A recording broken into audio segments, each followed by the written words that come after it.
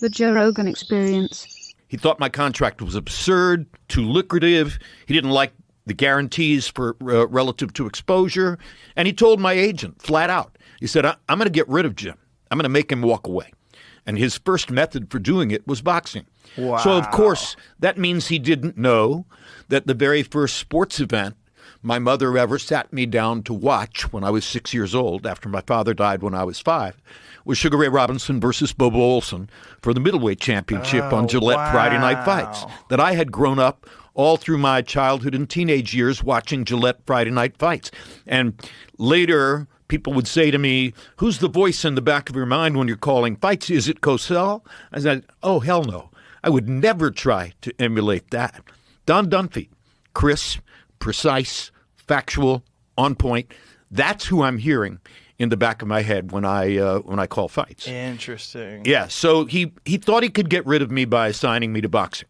And he also did not seem to be paying much attention to the fact that his division, with leadership of a guy named Alex Wallow, who was a boxing freak, had just signed a get-acquainted, look-see contract with a 19-year-old heavyweight from upstate New York, whose name was Mike Tyson.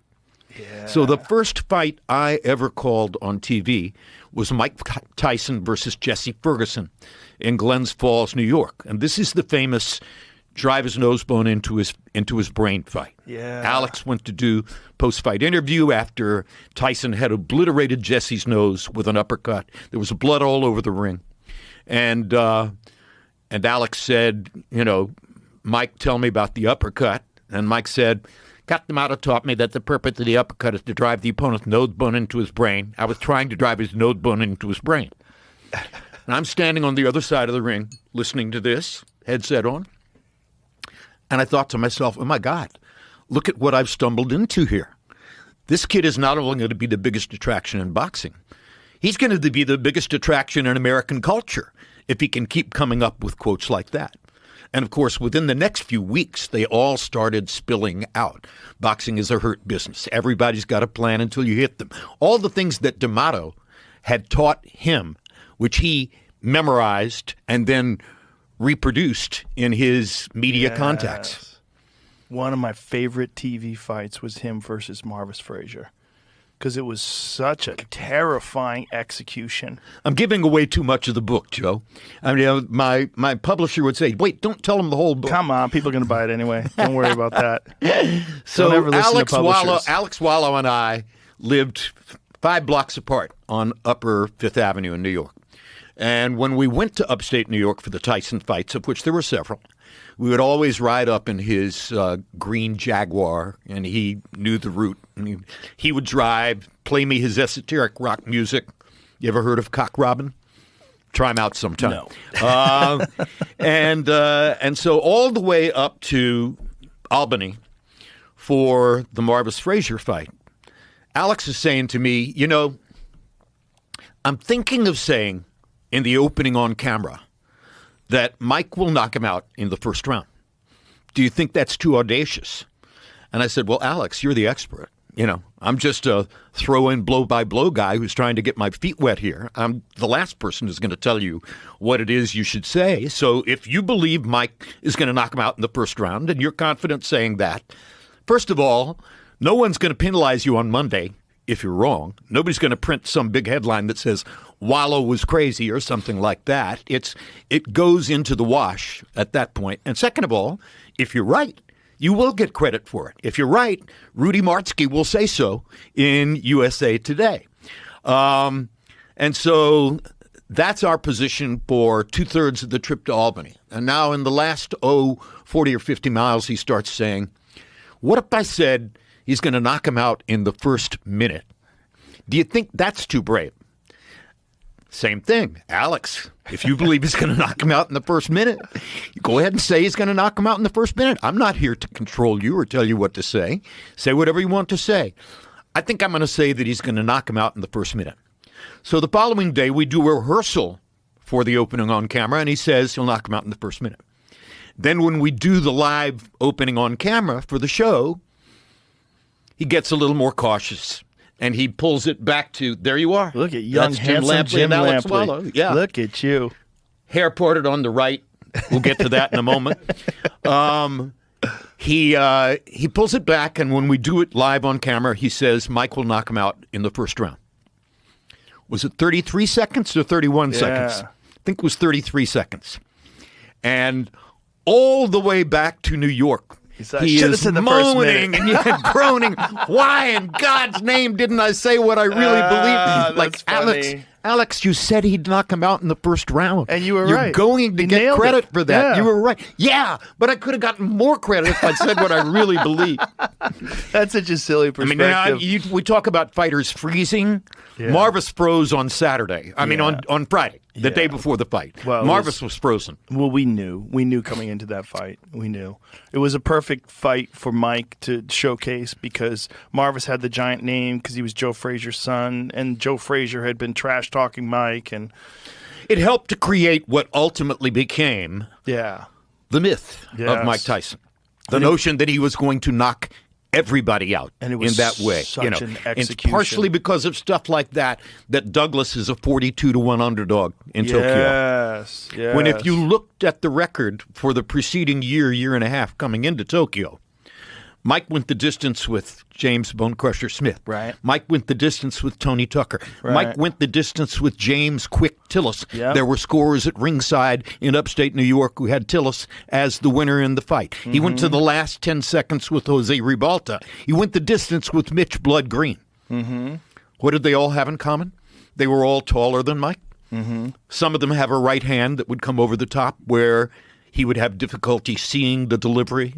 And when you get to Douglas, best athlete of the group, former college basketball player with good feet, had a big right hand. I mean, looking back, pure logic, no way in the world Mike should be a 42-1 favorite against Buster Douglas. But Buster Douglas had underperformed most of his career and had not been motivated. Then his mother dies. That's correct. 100% correct. And you're right on point for saying it at this moment. Yeah, his mother died. And that lit him up. And never again. And Mike was at the height of his differences with Robin Givens. Right. Constant turmoil and partying and feeling invincible. Nothing that can do more damage to a good man than the wrong woman, right? Yeah. And she was the wrong woman. She's the wrong woman, period. Yeah, that was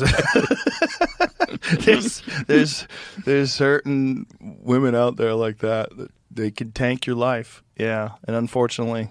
OJ used to say to me, if you want to know what the daughter's going to be like, look at the mother. And if you looked at her mother and the background relative to Dave Winfield and all of that, maybe you could have predicted. You probably could have. Or as Merchant said in our on-camera prior to the Tubbs Tokyo fight, Tyson versus Tubbs in Tokyo, first fight I ever did on HBO. Larry had a line before the fight where he said, this is the beginning of the Robin thing. Cuss had died. Jimmy Jacobs had died. No, Cuss hadn't died. Jimmy Jacobs had died. At any rate. With Kevin Rooney was already out then, right? That's right. Yeah. Larry said, since the beginning of organized boxing, heavyweight champions have often consorted with actresses and never to their benefit.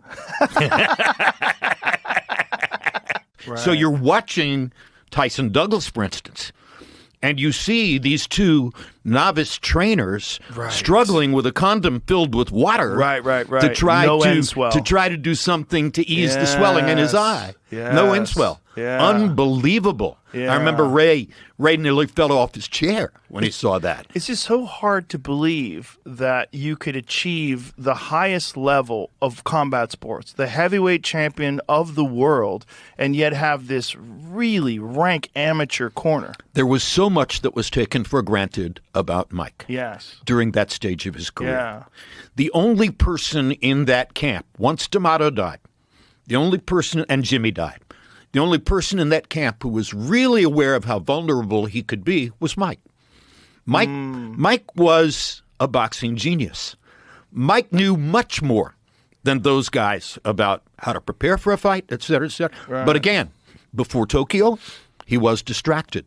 Yeah, he was thoroughly distracted. And it comes with success, all the trappings. I mean, he was just constantly, You know Mike, right? Yeah. Very Have you well. had him in here? Oh, a couple times. Yeah, One of the most lovable people I love in the him world. to death. Yeah, he's great. You can't not love Mike No. if you know him. No, if you know him, I mean, the first time I met him, it's hard to believe he's really in the room. You're like, I can't believe he's real. Like, he's right there. This is Mike Right. Tyson. 'Cause me as a child, I remember when I was a kid, I guess I wasn't a child, I'm only a year younger than him, but when he lost to Buster Douglas, I didn't watch it until after the fight. I watched a replay of it, and I still expected him to win.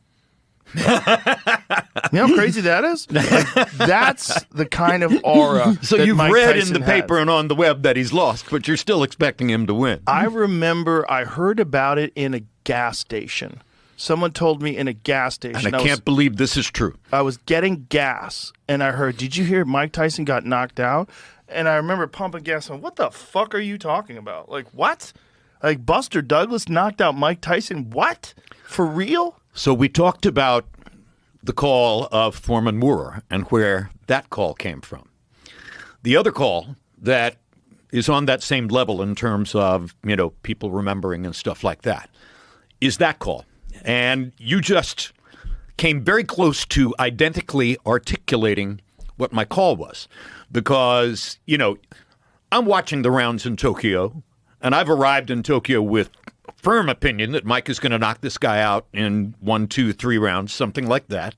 And as the rounds go on and you're watching the debacle unfold, the, water in the rubber glove to try to stop the swelling and stuff like that, you realize that the preparation might not be all there.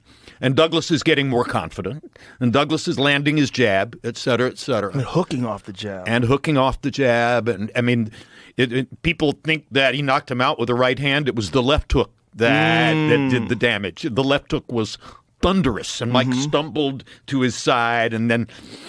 But at any rate, I'm sitting there in Tokyo. It's 10:30 or 11 o'clock in the morning. There are 34,000 people seated around me making no noise whatsoever. Right. The culture of a Japanese sports event. It's as though they are at an opera, and that's just cultural. It's the way they are. And as that count is rising, 5, 6, 7, and it's abundantly clear that Mike's not going to get up. And I'm thinking, oh, my God, what am I going to say about this? The very first live fight I ever attended was the biggest upset in boxing history. And now, here in front of me, 12, 14 feet away, is the result that's going to supplant that as the biggest upset in boxing history. Wow. So what do I say? And I've told this story many times. If you've heard it, I apologize for repeating. But I was developing a golf relationship with the greatest actor of my generation, Jack Nicholson, who became a close friend and later saved my career, but that's another story.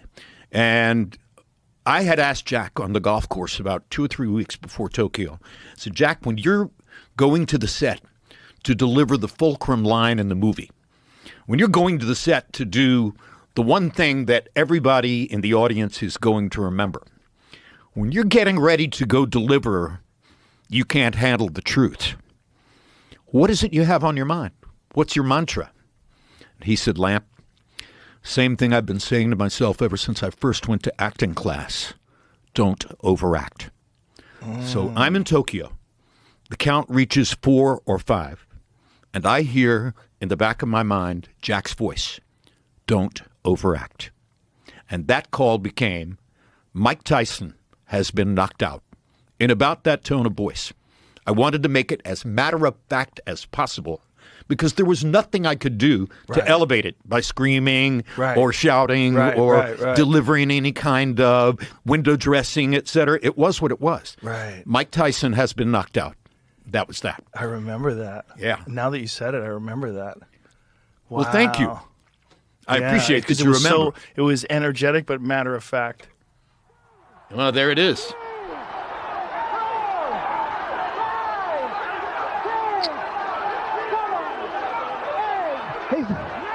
It's over. It's over. Mike Tyson has been knocked out. All right, so I did shout a little bit. Yeah, I did shout it a little bit. All right, just a I give little bit. myself too much credit No, for the it was matter of perfect. fact. But that, Boy. of course, that's my younger voice. It was a little bit higher. Yes.